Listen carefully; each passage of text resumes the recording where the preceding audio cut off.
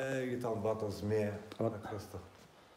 Горе пишуваше 1844. Не е верно това. Това давно сме това пише. А? Не е верно това. Кой го ставил тук слънцето? Не знаят кой. Не се знаят, да. Не се знае, а? Не. Да ти кажа право, кога занимаваме по македонския въпрос, 91 година. Ние че сме били македонци, но като такова и видяхме от Австралия и откъде тия знамена слънцето.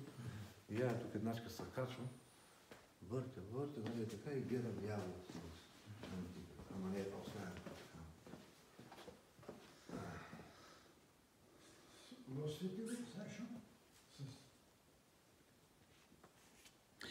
Интересно е да Горе и пак. без да кажуваат за годините, все пак се знае дека има повеќе од 150 години. Не, много повече. Тук е найдена паричка, турска паричка от 1444 година.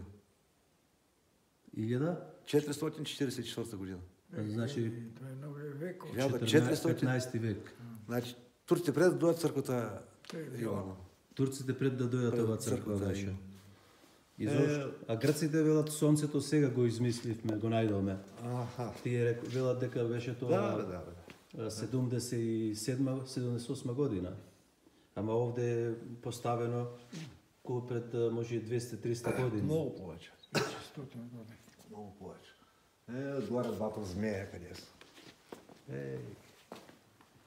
Лево и десно. Змея, да, ляво и дясно.